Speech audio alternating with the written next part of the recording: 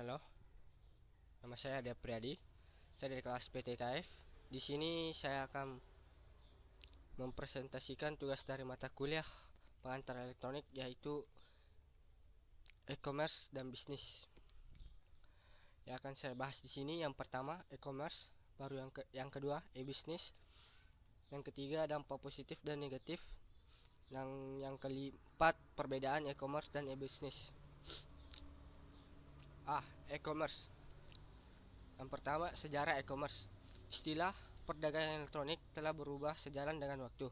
Pada awalnya, ketika web mulai terkenal di masyarakat pada tahun 1994, banyak jurnalis memperkirakan bahwa e-commerce akan menjadi sebuah sektor ekonomi baru. Namun baru sekitar 4 tahun kemudian, protokol aman seperti HTTPS memasuki tahap matang dan banyak digunakan. Antara 1998 dan 2000, banyak bisnis di AS Eropa mengembangkan situs web perdagangan ini. Definisi e-commerce. E-commerce adalah satu set dinamis teknologi, aplikasi dan proses bisnis yang menghubungkan perusahaan, konsumen, dan komunitas tertentu melalui transaksi elektronik dan perdagangan barang, pelayanan dan informasi yang dilakukan secara elektronik. Ketiga, istilah-istilah dalam e-commerce. Yang pertama, digital atau electronic cash, juga dikenal sebagai e-cash. Istilah ini ditujukan untuk beberapa pola atau metode yang memungkinkan seseorang untuk membeli barang atau jasa dengan cara mengirimkan nomor dari satu komputer ke komputer yang lain. Yang kedua, digital money adalah terminologi global untuk berbagai e-cash dan mekanisme pembayaran elektronik di internet. Yang ketiga, disintermediation adalah proses untuk memotong jalur perantara. Kira-kira pada saat perusahaan yang berbasis web membypass kanal retail tradisional dan menjual secara langsung ke pelanggan atau pembeli, maka perantara tradisional seperti toko dan jasa mail order akan kehilangan pekerjaan. Yang keempat, electronic check. Sistem cek elektronik seperti PayNow akan mengambil uang dari akun cek di bank pelanggan untuk membayar PAM atau telepon. Yang kelima, electronic wallet. Pola pembayaran seperti Cybercash Internet Wallet akan menyimpan nomor kartu kredit Anda di hard disk dalam bentuk re-enkripsi yang aman. Yang keenam, extranet adalah sebuah kelanjutan dari intranet, perusahaan yang mengaitkan jaringan internal satu perusahaan dengan jaringan internal supplier mereka maupun pelanggan mereka. Yang ketujuh, micropayment, transaksi dalam jumlah kecil antara beberapa ratus rupiah hingga puluhan ribu rupiah, misalnya untuk mengambil atau mengakses grafik, game maupun informasi.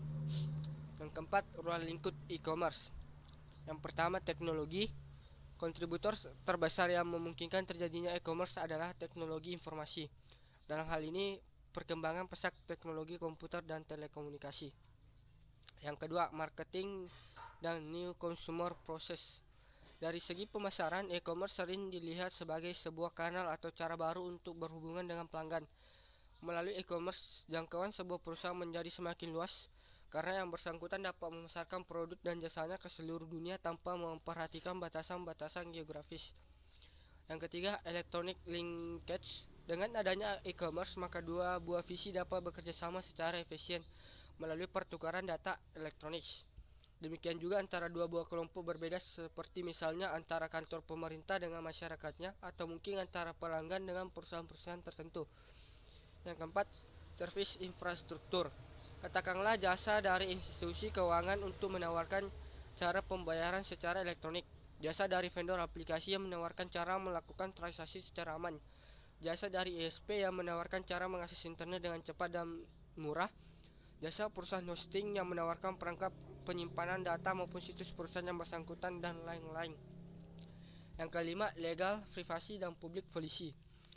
Sisi terakhir dalam melihat e-commerce adalah mencoba memandangnya dari unsur-unsur semacam hukum, peraturan, kebijakan, proses, dan prosedur yang diberlakukan. Yang kelima, hambatan e-commerce. Pertama, penipuan dengan cara pencurian identitas dan membohongi pelanggan. Yang kedua, hukum yang kurang berkembang di bidang e-commerce ini. Yang keenam, kemampuan e-commerce. Yang pertama, otomatisasi. proses otomatisasi yang menggantikan proses manual. Yang kedua, integrasi, proses yang terintegrasi yang akan meningkatkan efisiensi dan efektivitas proses. Yang ketiga, publikasi, memberikan jasa promosi dan komunikasi atas produk dan jasa yang dipasarkan secara elektronik. Yang keempat, interaksi, pertukaran data dan informasi antar berbagai pihak yang akan meminimalkan human error. Yang kelima, transaksi, kesepakatan antara dua pihak untuk melakukan transaksi yang melibatkan institusi lainnya atau pihak ketiga sebagai pihak yang menangani pembayaran. Yang ketujuh, faktor kunci sukses dalam e-commerce.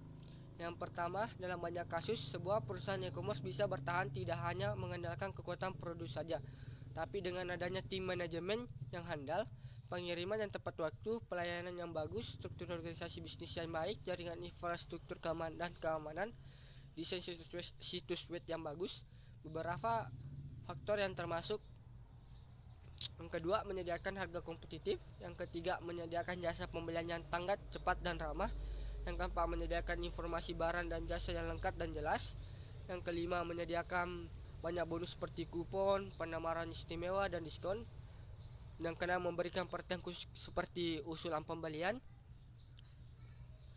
Yang ketujuh, menyediakan rasa komunitas untuk berdiskusi, masukan dari pelanggan, dan lain-lain. Yang kedelapan, mempermudah kegiatan perdagangan. Kedelapan, aplikasi e-commerce.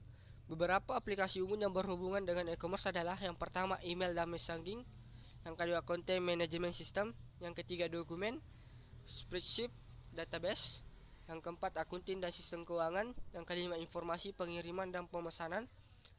Yang keenam, pelaporan informasi dari klien dan enterprise.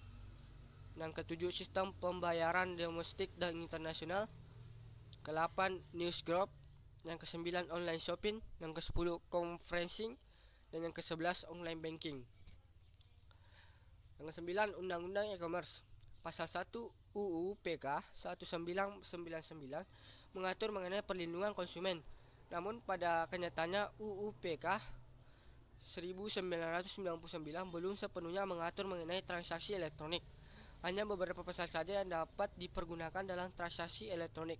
Hal tersebut karena UU PK 1999 belum mengatur mengenai implementasi lebih lanjut pengertian perlindungan konsumen yang mencakup perlindungan konsumen online, hak atas informasi yang harus diberikan kepada konsumen melalui media online untuk mencegah terjadinya tindakan curang, penyalahgunaan kartu pembayaran milik orang lain, tanggung jawab pelaku usaha yang mencakup tanggung jawab ISP, beban pembuktian elektronik, dan penyelesaian sengketa melalui sarana teknologi informasi.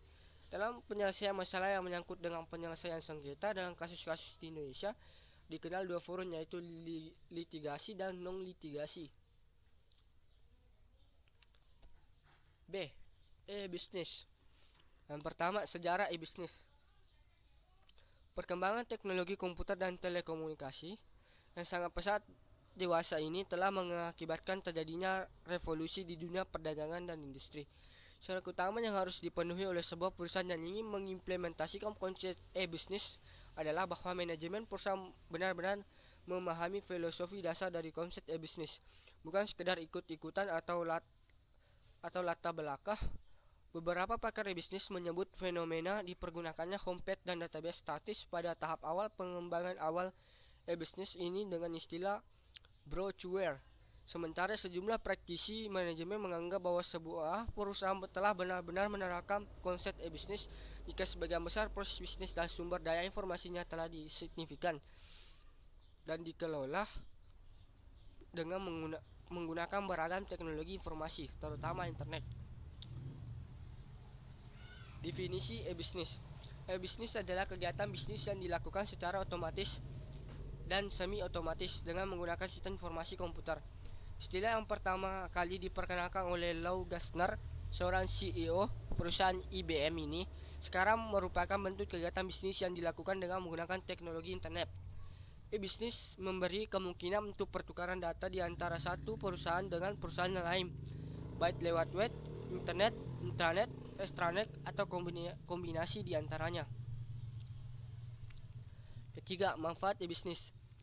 Yang pertama, pasar global internet tidak mengenal batas batas baik budaya maupun wilayah. Semakin banyak orang menggunakan internet untuk mendapatkan informasi atau belanja online. Yang kedua, mobilitas. Selama Anda memiliki koneksi internet, Anda dapat mengoperasikan bisnis Anda dari manapun. Yang ketiga, fleksibel. Tidak ada yang peduli jika Anda begadang tengah malam untuk bekerja dan tidur esok harinya. Yang keempat, modal kecil bukan tanpa modal, tetapi dengan menggunakan media internet, maka modal yang digunakan jika dibandingkan dengan bisnis offline jauh lebih kecil. Yang kelima, daya ungkit teknologi dalam MLM atau network marketing menggunakan konsel daya ungkit orang lain, tapi dalam dunia internet Anda bisa menggunakan daya ungkit teknologi. Yang keenam, minim biaya rutin. Tidak hanya biaya rutin yang harus Anda keluarkan untuk biaya bisnis online. Yang ketujuh, kewirausahaan. Anda adalah seorang bos. Semua keputusan ada di tangan Anda. Keempat, ukuran keberhasilan bisnis. Jika bisnis bertujuan untuk mencapai apa yang dalam teori disebut sebagai wealth maximization, maka secara jelas bisnis harus dapat paling tidak melakukan kedua hal di bawah ini. Yang pertama, seberapa tinggi potensi penambahan revenue atau pendapatan perusahaan baik secara langsung maupun tidak langsung yang didapat pada konsep bisnis diimplementasikan. Dan kedua, seberapa tinggi potensi pengurangan kos atau biaya yang dapat dilakukan baik secara langsung maupun tidak langsung yang didapat pada saat konsep bisnis diterapkan.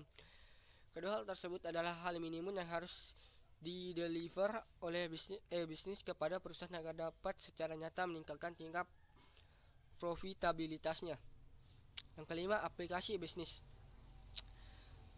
Di dalam menerapkan konsep bisnis, peranan aplikasi sangatlah penting dan krusial. Sehubungan dengan hal tersebut, memiliki arsitektur aplikasi bisnis yang Anda akan sangat menentukan kinerja perusahaan dalam menghasilkan produk dan jasa yang dapat memuaskan pelanggan. Di samping itu, perusahaan tidak harus pula memikirkan permasalahan standarisasi data dan aplikasi maupun hal-hal lainnya seperti sistem operasi, sistem database, dan lain-lain. ERP, Enterprise Resource Planning, sistem informasi pendukung yang menyediakan berbagai macam kebutuhan perusahaan seperti supply chain, CRM, marketing, warehouse, shipping, dan payment, serta mampu melakukan otomatisasi proses bisnis. CRM, Customer Relationship Management, sistem kostumisasi real-time yang memanajemenkan customer dan melakukan personalisasi produk dan servis berdasarkan keinginan customer. EAI, Enterprise Application Integration, merupakan konsep integrasi berbagai proses bisnis dengan memperbolehkan mereka saling bertukar data berbasis message. SCM, Supply Chain Management, manajemen rantai supply secara otomatis terkomputerisasi. 6. Arsitektur e-bisnis. Arsitektur e-bisnis adalah gambaran terpusat bentuk baru dan hal fungsi proses. Ada 5 bentuk e-bisnis untuk menuju market leadership. Yang pertama, the cross-functional business unit. Yang kedua, the strategic business unit. Yang ketiga, the integrated enterprise. Yang keempat, the extended enterprise. Yang kelima, the enterprise community. Yang ketujuh, desain e-bisnis. Yang pertama, cross-functional business unit, persilangan unit fungsi bisnis di dalam menuju tujuan organisasi pada bentuk produksi yang dapat dipercayai, konsisten, kualitas produk dan servis dengan biaya yang memungkinkan. Yang kedua, the strategic business unit. Strategi bisnis unit. Perusahaan mengalami perpindahan kedua bentuk konsentrasi pada pelayanan pelanggan dengan proses end-to-end. Ketiga, the integrated enterprise. Perusahaan pada bentuk ketiga fokus pada reduksi biaya dan efisiensi internal.